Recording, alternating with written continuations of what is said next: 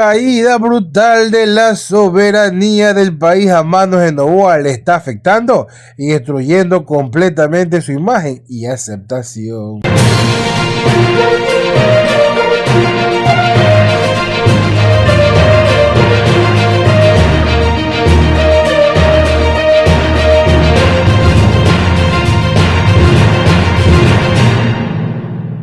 Todo esto que te voy a contar no es ningún invento y no es ningún tipo de sobresalto que mantiene y que podría confirmar de que la situación del país va para bien, pues sabemos que cada vez somos más colonias sin privilegios, porque si por lo menos fuésemos colonia completa, tuviéramos acceso sin necesidad de pasaporte ni visa al territorio al cual me refiero, que está en Norteamérica. Sin embargo, todo esto pasa una inmensa factura, pues que a nivel de credibilidad de lo que es confianza, todo va en detrimento del señor Noboa, pues por un lado, quiere hacer parecer que con Colombia mantiene una imagen recta de credibilidad, cuando sabemos que es una completa sumisión a los países del norte. Déjanos tu like, comparte videos, suscríbete a YouTube, síganos en las redes y mejor, revisemos esto. Realmente manda en el Ecuador.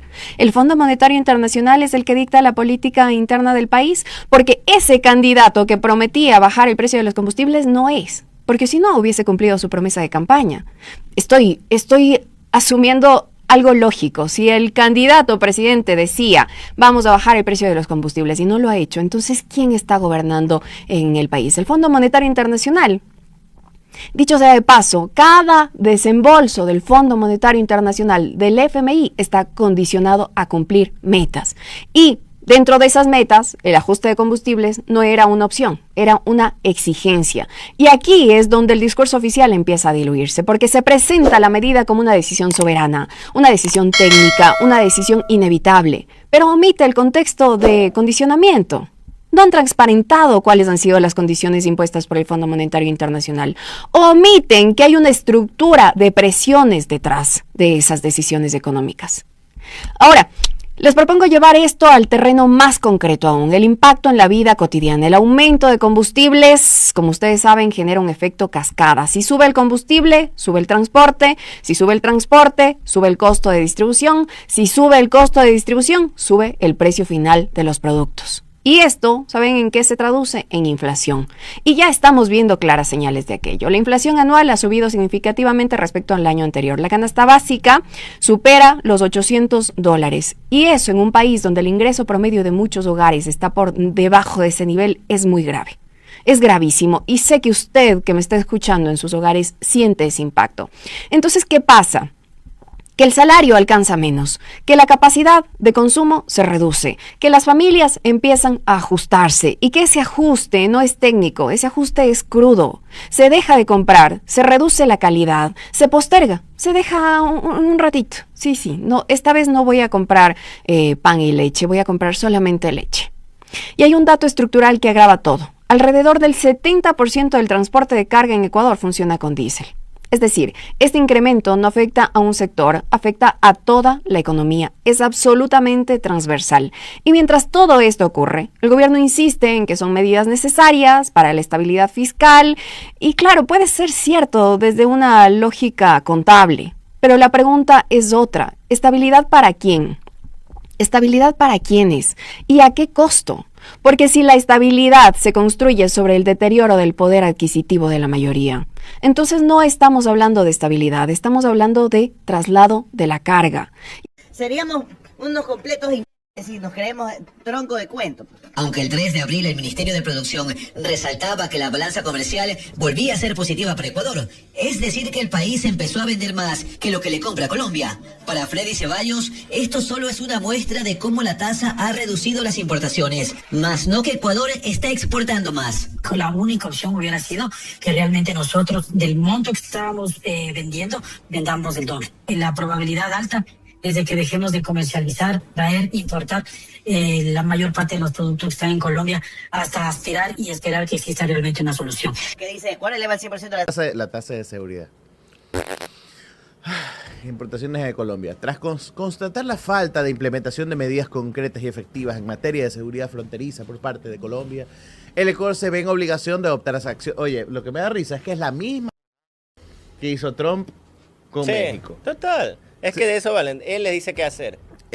Hagámonos los duros, pongámosle una tasa de seguridad como que si en serio el otro país va a decir, uy, me puso una tasa, uy. No, claro, porque nosotros somos una potencia. O sea, a Estados Unidos se lo creo, pues, ¿no? Que tú como país pequeño quieres y que tus productos al exportarlos entren al otro país. Pero acá al revés, pues. Colombia es mucho más grande que nosotros, pues. En todo sentido. Nosotros necesitamos de productos que ingresan desde Colombia como las medicinas. El Ecuador se ve en la obligación. Ay, me siento obligado a adoptar acciones soberanas. ¿En serio me estás hablando de soberanía? ¿En serio? ¿Ustedes hablan de soberanía? Estos tratados que tienes, este acuerdo que tienes con los Estados Unidos donde va a ingresar carnes, leche, otros tipos de lácteos, van a entrar al país trigo, soja, van a entrar al Ecuador sin aranceles, con arancel cero en los Estados Unidos. Ahí la soberanía no aplica. Es coraje cuando nos quieren ver la cara de... Es que uno se tiene que reír porque uno está triste y lo primero que tú tienes que hacer es abrir el Twitter y decir, déjame ver qué escribió Noboa, y tú te ríes. Esto constituye un atentado contra nuestra soberanía y una violación al principio de la no intervención. Un tipo que está regalando la soberanía a Estados Unidos, permitiendo que el Comando Sur esté dirigiendo las Fuerzas Armadas del Ecuador y además bombardeando territorio con la única justificación de que estaban ahí y quedó demostrado que no era así, pero permiten que Estados Unidos venga y opere en este tipo de, valga la redundancia, operaciones que no tienen sustento alguno y que además acaba de decir que le encantaría que el Army estadounidense viniera al Ecuador, y eso no es intervención, eso es ayuda. Y viene Daniel Noboa a hablar de soberanía, que ha vendido la soberanía a un pedófilo y a un tipo que está en guerra tras guerra y tras guerra como Donald Trump. Hablando de soberanía, un tipo que pagó $60 millones para hacer una consulta popular porque quería que bases extranjeras estuvieran en territorio ecuatoriano. Hablando de soberanía, un tipo que no se sabe el himno nacional, hablando de soberanía. Un tipo que nació en Estados Unidos hablando de soberanía, un tipo que se va cada vez que hay vacaciones y feriados a Estados Unidos hablando de soberanía, un tipo que no le importa la salud, la educación del pueblo ecuatoriano hablando de soberanía. Pero espérense, habla de principio de no intervención y consagrado en la Carta de la OEA y en el derecho internacional, un tipo que se metió en una embajada mexicana, en territorio mexicano, para sacar como un secuestrado más a Jorge Glass. Hablando de soberanía. Ustedes me pueden explicar el nivel de cinismo. Vaya, lo mal que queda ChatGPT con estas redacciones. Porque esto es ChatGPT, lo mal que queda la inteligencia artificial, porque lo que tiene este señor es inteligencia artesanal, lo mal que queda la inteligencia artificial al redactar este tipo de texto. En la medición más reciente de marzo de 2026, el primer lugar lo ocupa Claudia Sheinbaum con un 72.3% de aprobación en México. Le sigue de cerca Nayib Bukele, quien alcanza el 71.8% en El Salvador. En el tercer puesto se ubica Luis Abinader con el 58.7%, seguido por Daniel Ortega con el 57.9%, mientras que el quinto lugar lo ocupa Rodrigo Chávez con un 56.8%. Al comparar estos resultados con la medición de febrero de este mismo año, se evidencian algunos cambios. En ese entonces, Bukele lideraba el ranking con el 72.6%, seguido por Sheinbaum con el 68.5%. Nicaragua se ubicaba en el tercer lugar con el 62.1%, mientras que Abinader y Chávez ocupaban el cuarto y quinto puesto respectivamente.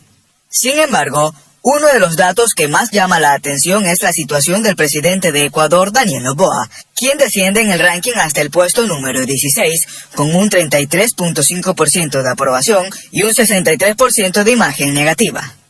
Esto representa una caída frente al mes de febrero, cuando se ubicaba en la posición 14. Según el informe, del total de su aprobación, un 19.2% corresponde a una imagen muy buena y un 14.03% buena, mientras que un 25.4% la califica como mala y un 37.6% como muy mala. Este ranking ubica a Noboa muy por debajo de mandatarios de países como Panamá, Guatemala, Uruguay, Colombia y Argentina, reflejando un escenario desafiante en términos de percepción ciudadana. Con este informe se evidencia cómo la aprobación presidencial en la región es dinámica y no solo responde a factores políticos, sino también económicos y sociales que influyen directamente en la Deterioro opinión que se siente con mucha más fuerza, no solamente en la confianza, porque créanme que si fuese la confianza en la imagen del presidente, eso es lo de menos. Lo que se siente mucho más es la calidad de vida de la gente que se va a pique. Pues sí, todo esto va de la mano con que no hay trabajo. Ahora despiden médicos de por sí de la salud que estaba ya colapsada, se pone mucho peor. Y muchos dirán, ay, yo no como con la imagen del presidente. Claro, obviamente, mientras algunos se vandalean de que el riesgo país ha bajado, lo que no ven y no consideran es que también ha bajado la calidad de vida de la gente, y esto va de la mano, conseguir todas estas políticas neoliberales del Fondo Monetario que solamente perjudican a la gente más pobre, porque a ellos solamente les importan las cifras y no que tú tengas para comer en la noche. Déjanos tu like, comparte este video, suscríbete a YouTube, síganos en las redes y nos vemos hasta la próxima.